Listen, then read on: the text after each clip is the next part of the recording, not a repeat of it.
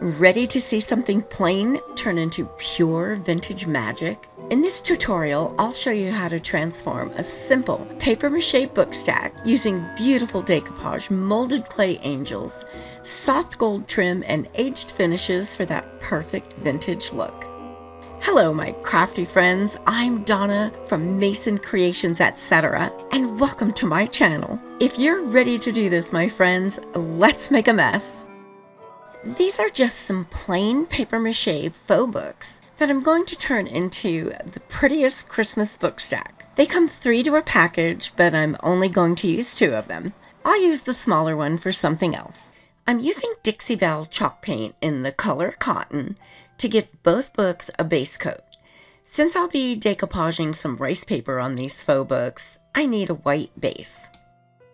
I've been presented with a challenge. My crafty friend Sharon from Connecticut asked me to do a Christmas project that was 12 inches tall by 5 to 6 inches wide and must stand alone, not hang from a tree. The project needs to include any type of material, lace, pearls, a clay angel embellishment, and will need to hold a candle. You guys are my judges. At the end of the video, let me know if I met this challenge. I can't wait to see your comments. Sharon, my friend, this video is for you. This gorgeous rice paper is going on the large book. I'm going to cover the entire outside of the book, just like we used to do with our school books in the 60s. If you remember that, let me know. I trimmed off the white factory edge and began with that edge of the paper, folding it over.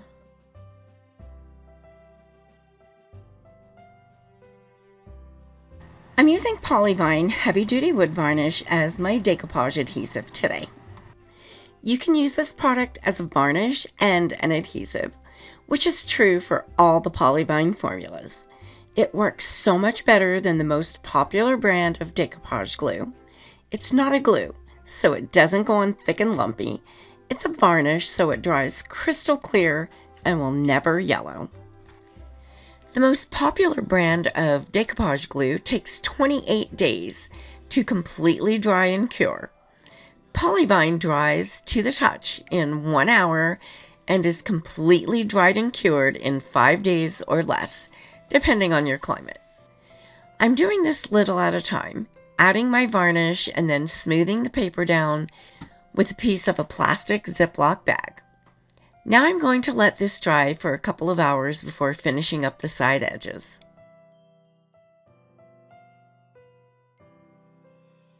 This and all the products you're going to see me use today came from DecoupageNapkins.com, my wonderful sponsors.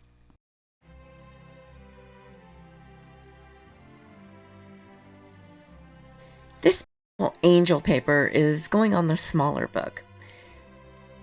This one presented a little bit of a challenge because I wanted that angel to be front and center. I didn't have enough paper to cover the back of the book as well, but it's going to be glued on top of the other book, so it won't be seen.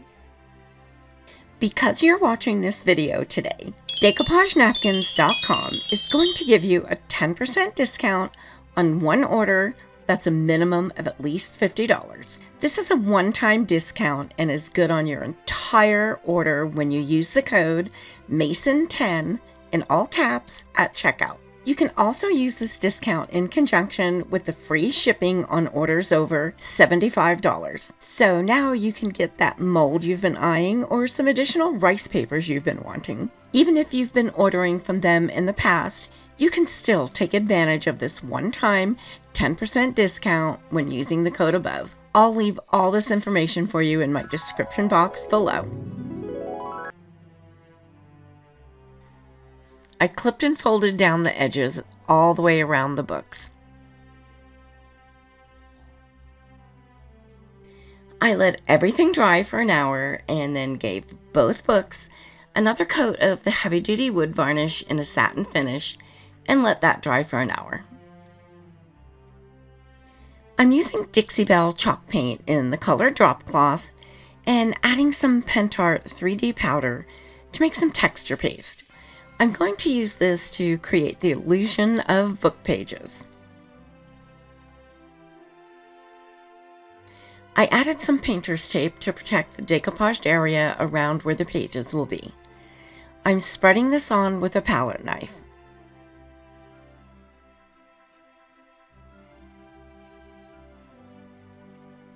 While the paste is still wet, I'm running a fork through it over and over until it looks like pages. Each time I make a pass, I'm wiping off the prongs of the fork. Then I used my palette knife and patted down some of the high spots that the fork left. I did this same procedure with all 3 sides of each book. DecoupageNapkins.com has such a great selection of napkins that you can purchase one at a time. They carry many other craft supplies such as rice paper, paint, clay, molds, and a great selection of polybind products. Over 9,000 products and growing. They are wonderful to work with and will send out your order fast. You'll receive free shipping on orders over $75 and special bonus points for orders over $100. Subscribe to their newsletter by entering your email address and you'll receive 10% off your next order. This discount is separate from the Mason 10 discount and may be used on a separate order. They are truly your craft supplies. Make sure you check them out. I'll be leaving links for all the products I use in my description box below, as well as more information on the previously mentioned promotions. Please note that any of these promotions are subject to future changes. I'd let the paste dry for a few hours. I'm giving the book pages a coat of the drop cloth paint so that it all looks even. I'll let that dry for about 30 minutes. Afterwards, I gave the book pages a coat of my heavy-duty wood varnish and let that dry for an hour.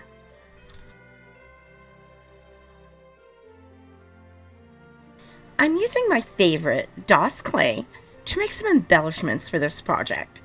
DOS clay is so easy to work with, dries quickly, and has very little shrinkage or cracking when dry. It's perfect for making molded pieces. After pressing the clay into the molds, I'm scraping off the excess with my palette knife and then smoothing the clay out with some water. Then I'll put them in the freezer for 20 minutes. Freezing the clay makes it rigid so they just pop out of the mold easily. No tiny little limbs will break off. If you want to see an in-depth video on how to work with air dry clay, click the banner in the top right corner of your screen. I'll also leave you a link for that video in my description box below. Fresh out of the freezer, watch how easily these just pop out of the molds. No delicate little pieces will break off. They are frozen solids, so I'll need to let them thaw for a few minutes, but not in the mold. Make sure you remove them from the mold right away as soon as you take them out of the freezer. While they're thawing, I take that time to smooth out the edges and remove any little pieces of clay that shouldn't be there. While they're still somewhat frozen is a great time to do this. They're still hard, so touching them won't destroy all that beautiful detail. They do thaw quickly and will be ready to glue to your project within a few minutes. I'm going to use Aleene's tacky glue to add my molded clay to my piece. I need to add this while the clay is still wet so it'll conform to the piece as it dries. This is the best glue I've found for attaching wet clay. If any glue seeps out from under the clay, I'm removing it right away with a clean damp brush. I'm also pressing down all the edges of the clay very delicately to make sure they're all connecting with the piece. You can use a dry Q-tip to lightly press down the edges of your clay. The Q-tip doesn't leave a mark in it.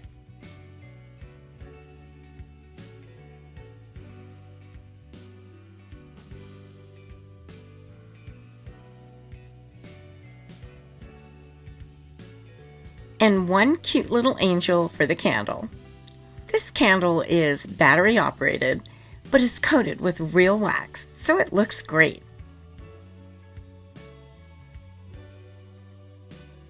I'm using Dixie Belle drop cloth to paint all my embellishments. I'm going to be antiquing them and want a creamy off-white base color. I let the paint dry for about 30 minutes and then added a coat of varnish. which I let dry for an hour. Since I'm going to be doing an antique, I need a shiny surface.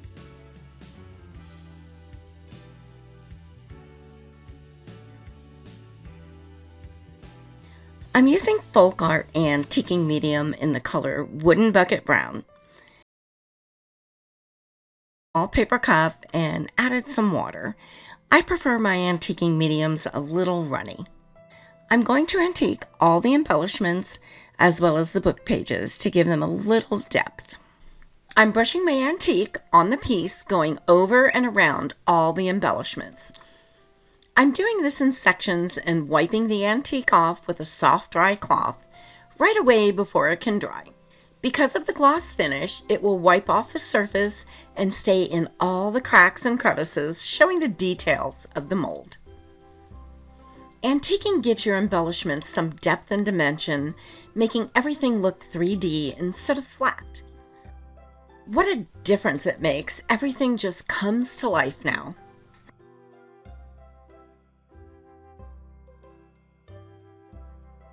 You're going to see me use a lot of different tools that make life so much easier. Things like a turquoise cup cradle to keep round objects from getting away, a bow dabra that makes bows in a snap, a water brush for separating rice paper and napkins, nail art brushes for fine detail work, palette knives, a rhinestone picker, and others. All of these items are listed in my description box below and my favorite tools section, just in case you'd like to check any of them out.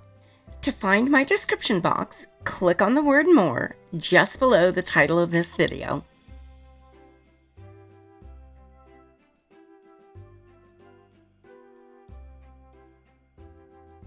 I mixed some Pentar paint in the color Earthy Brown with some water. It's a really dark brown and perfect for aging these books a little bit. I mixed it with water because I don't want full coverage. I just want to dirty them up a little so they look aged. I'm using a makeup sponge to dab it around all the edges and putting a little extra in the corners.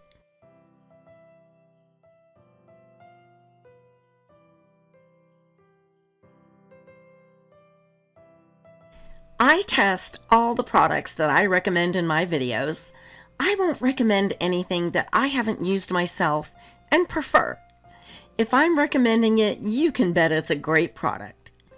Each product will be listed in my description box below and will have a blue link to make it easy for you to find. Any of the links I provide are safe for you to click on. To find my description box, click on the word More just below the title of this video.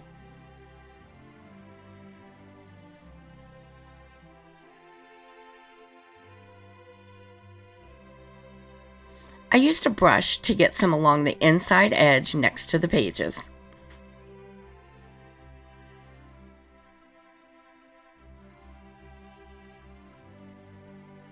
I let these dry for about 30 minutes and then gave both books a final coat of my heavy-duty wood varnish and let that dry for an hour. I also gave the little angel on the candle a coat of varnish. I'm using redesigned decor wax in the color Eternal to jazz things up with a golden glow. I'm going around all the book edges, over top of the embellishments and the tops of the book pages. When this dries, it's going to have a beautiful shine. I'm putting a small amount of the rub on my finger and rubbing it together with my thumb. Smearing it around like that prevents a large amount of your product ending up in one place. When rubbing this on the book pages, I did it very lightly, just catching the high areas.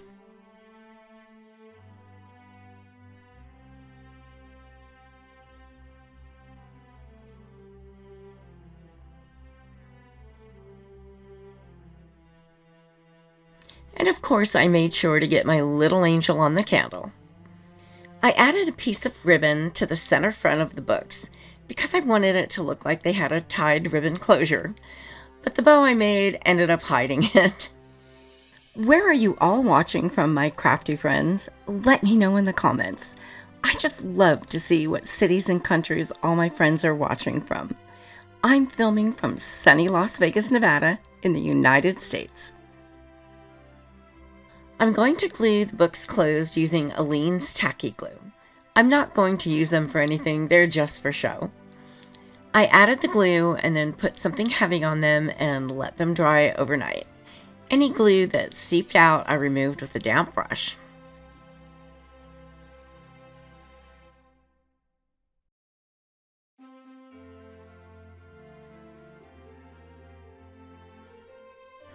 I decided to add some gold lace trim to the tops of both books. I just love the way this looks. Which one of these is your favorite? I can't decide. I love the swirls on the burgundy one, but I just love that angel too.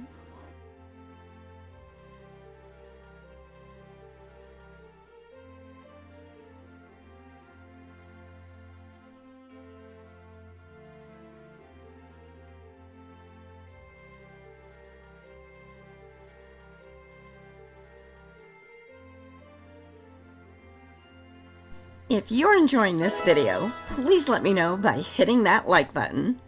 And why not share this with a friend? Thanks for doing that. You won't want to miss any of the new projects coming up, so don't forget to subscribe.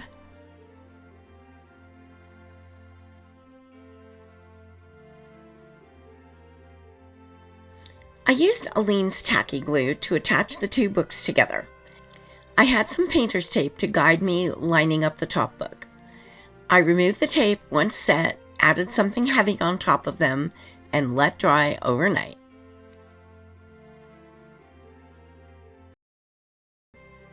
I'm using the heavy-duty wood varnish to make a vintage ribbon. I'm brushing it over the entire piece of ribbon. Since these books are so old and distressed, I thought they needed an old distressed bow. As I'm adding the varnish, I'm scrunching up the ribbon and at the end wadding it up into a ball.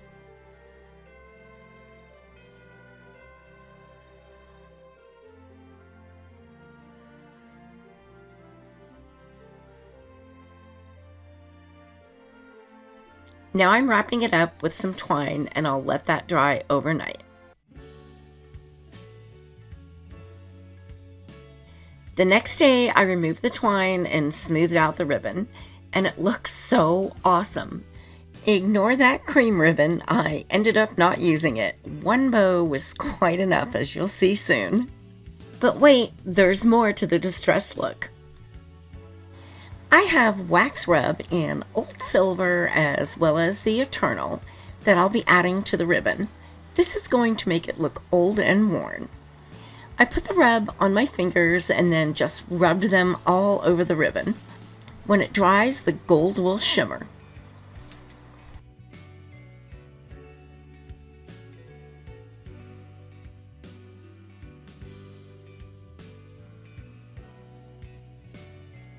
Time to make a fabulous bow for this project. I'm going to tear some strips of this off-white fabric to add with my antique ribbon. I'm going to be using my mini bow dabber tool to make my bow. There are vertical slits and horizontal slits. Add a thin cord or a small ribbon through the vertical slits. Then you can layer your ribbon back and forth in the horizontal slits, using as many layers of ribbon or as many different types of ribbon that you want to.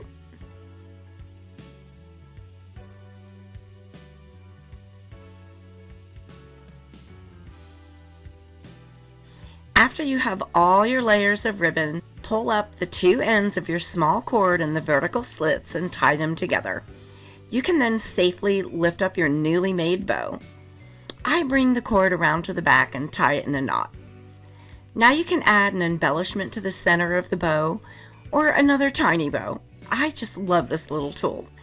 After I removed the bow, I added some pearls to the back and secured them by tying them with the gold cord.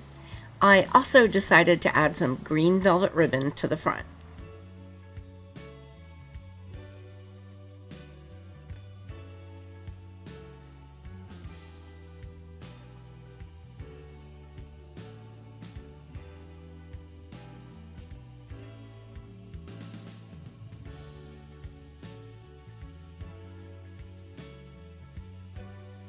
Time to attach everything to these books now. I'm adding a little bit more lace and pearls on the bottom book, and the main bow will attach to the top book. I thought I could put a bow on each one, but that turned out to be insanely too much. So there is just going to be one bow on the top book. This is my favorite part of a project. I love making it all come together at the end.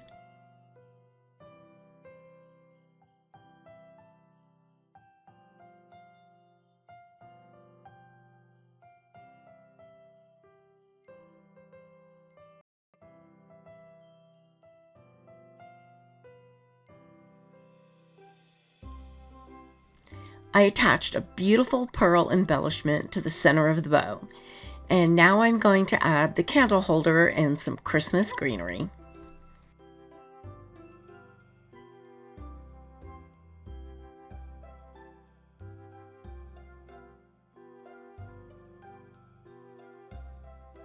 Don't forget, all of the wonderful products I'm using today can be found at my favorite place for craft supplies, decoupagenapkins.com, and I'll leave you links in my description box below.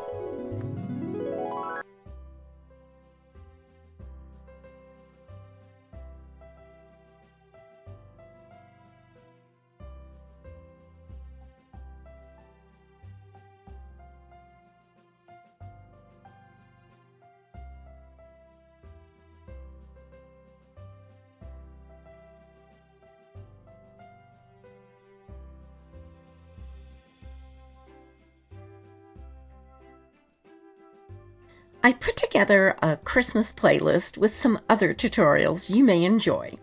Click the picture on the right to be taken to that playlist. I'm so happy you were here with me today, and thanks so much for watching. I can't wait to see you all next week. I'm working on a new Christmas project with you in mind. You can subscribe by clicking my picture in the top right corner.